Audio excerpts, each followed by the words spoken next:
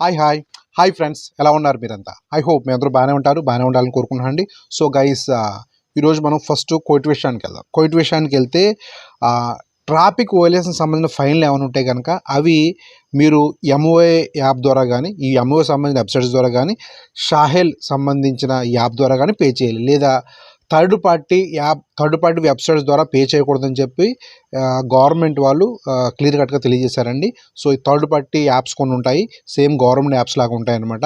So వెబ్సైట్లు కూడా ఉంటాయన్నమాట. వాటి ద్వారా పే చేస్తే మీ డబ్బులు లాస్ అయిపోతారు, గుర్తుపెట్టుకోండి. సో నెక్స్ట్ మార్చి మొదటి తారీఖు నుండి రమదాన్ మాసం ప్రారంభం కాబోతుంది. Next AI cameras, artificial intelligence సంబంధించిన కెమెరాస్, అత్యాధునిక టెక్నాలజీ గల ఈ కెమెరాస్. సో ఇందులో కొన్ని కెమెరాస్ డ్రైవర్ని వీడియో తీస్తాయి, కొన్ని కెమెరాస్ డ్రైవర్ని ఫొటోస్ తీస్తాయి అన్నమాట. అంటే ప్రతి డ్రైవర్ యొక్క మూవ్మెంట్ని అబ్జర్వ్ చేస్తాయంటండి. అంటే ఈ కెమెరాస్ అంటే ఇప్పుడు ఏప్రిల్ 22 నుండి కొత్త ట్రాఫిక్ ఫైన్స్ అప్లికేబుల్ కాబోతున్నాయి. అంటే ట్రాఫిక్ ఫైన్స్ పెంచేశారు. సో కొత్త ఫైన్స్ అప్లికేబుల్ కాబోతున్నాయి. డ్రైవర్ మిత్రులు జాగ్రత్తగా ఉండాలి. మీకు విషయం తెలుసా, 20 రోజుల్లో 40,000 వయలేషన్ నమోదు చేసే ఏఐ కెమెరాస్ అండి. అంటే డ్రైవర్లకి జేబులోంచి శాలరీ డైరెక్ట్గా తీసేస్తున్నట్టు గవర్నమెంట్ వాళ్ళు. సో డ్రైవర్ మిత్రులు జాగ్రత్తగా ఉండాలి. 40,000 వయలేషన్స్ అందులో సీట్ బెల్ట్స్వి, సెల్ ఫోన్వి ఎక్కువ ఉన్నాయంటండి. 20 రోజుల్లో 40,000 వయలేషన్స్. సో గవర్నమెంట్కి ఆదాయం ఆ తర్వాత మ్యాటర్, కానీ డ్రైవర్ జేబు చిల్లు పడుతుందండి. చాలా జాగ్రత్తగా ఉండాలి. ఓకే, ఎందుకంటే ఈ ఫైన్స్ ఏమి కంపెనీలు కట్టవు, డ్రైవర్ శాలరీని కట్ చేస్తారంటారు. సో సౌదీ విషయానికి వెళ్తే సౌదీలో యాక్సిడెంట్ అయిందండి. జజాన్ ఆరామ్కో రోడ్ దగ్గర, జజాన్ ఏరియాలో ఆరామ్కో రోడ్ దగ్గర యాక్సిడెంట్ అయింది. సిగ్నల్ దగ్గర యాక్సిడెంట్ అయిందండి. ఒక కోస్టర్ వెహికల్కి యాక్సిడెంట్ అయింది. ఇందులో 15 మంది మరణించారు. ఇందులో 9 మంది ఇండియా వాళ్ళు ఉన్నారు. అందులో ఒకరు మలయాళీ వ్యక్తి, 4 తెలుగు వాళ్ళు ఉన్నారంటే, 3 నేపాలీ వాళ్ళు కూడా ఉన్నారు, 3 గానా వాళ్ళు కూడా ఉన్నారు. సో తెలుగు వాళ్ళు అయితే రేగుంట, వర్షకొండకు చెందిన ప్రాంతానికి చెందిన వాళ్ళు. ఇంకా వాళ్ళ వివరాలు కూడా పూర్తిగా తెలియరాలేదు. సో మరి చనిపోయారండి. ఈ మధ్యన రీసెంట్గా దుబాయ్లో కూడా ఇలాంటి యాక్సిడెంట్ జరిగింది, భారీ యాక్సిడెంట్. అందులో కూడా మన తెలుగు వాళ్ళు చనిపోయారు. సో వీళ్ళ ఆత్మకు శాంతి చేకూరాలని కోరుకుందాం. Next final exit. సౌదీలో మీరు ఫైనల్ ఎగ్జిట్ తీసుకోవాలంటే మినిమం 30 రోజులైనా సరే మీ వీసా వ్యాలిడిటీగా ఉండాలి, గుర్తుపెట్టుకోండి. సో మినిమం 30 రోజులైనా మీ వీసా వ్యాలిడిటీగా ఉండాలి. యూఏ విషయానికి వెళ్తే రమదాన్లో వర్కింగ్ అవర్స్ తగ్గుతాయి. రమదాన్ మనకి ప్రారంభం కాబోతుంది నెక్స్ట్ మంత్ మార్చి నుండి ప్రారంభం కాబోతుంది. సో వర్కింగ్ అవర్స్ తగ్గుతాయి, స్కూల్ యొక్క అవర్స్ కూడా తగ్గుతాయి. నెక్స్ట్ పెయిడ్ పార్కింగ్ అంతా ఫ్రీ పార్కింగ్ అయిపోతుంది. సో మార్చి 11 నుండి మేబీ ప్రారంభం కావచ్చు మనకి Ramadan. Next Abu Dhabi to Dubai 30 నిమిషాల్లో వచ్చే ట్రైన్, ఇతిహాద్ ట్రైన్ చూడండి ఏ విధంగా ఉందో. అయితే ఈ ట్రైను గంటకి 350 కిలోమీటర్ స్పీడ్తో మనకు రన్ అవుతుందంటండి.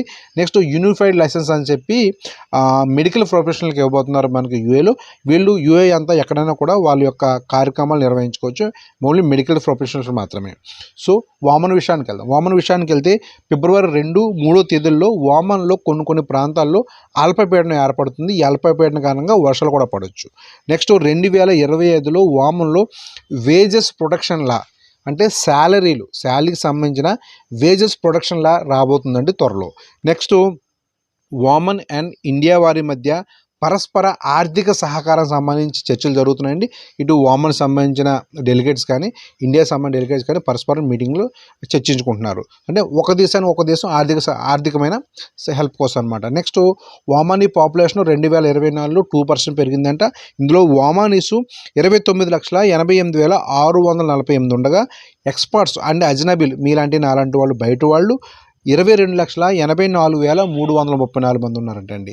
అయితే మొత్తం 52,72,984 మంది మొత్తం. ఓకే, బెహ్రెన్ విషయానికి వెళ్తే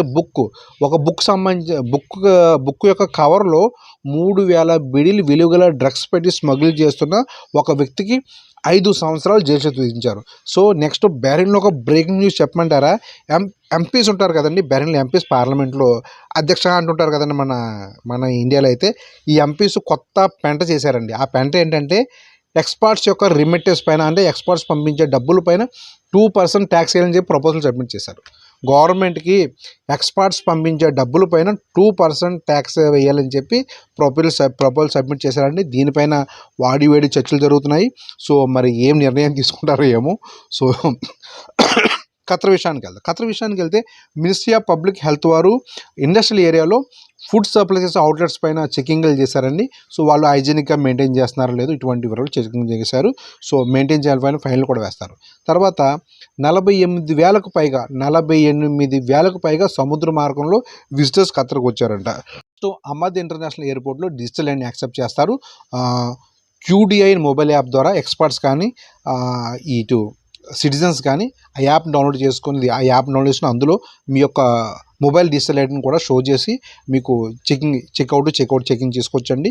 ఇది బోర్డర్స్లో కానీ ఇది ఎయిర్పోర్ట్స్లో కానీ ఉపయోగపడుతుంది. సో ఇది గుర్తుపెట్టుకోండి. సో గైస్ ఇంతేనండి న్యూస్ సంగతులు. మనం నెక్స్ట్ వీడియోలో నార్మల్గా కలుద్దాం.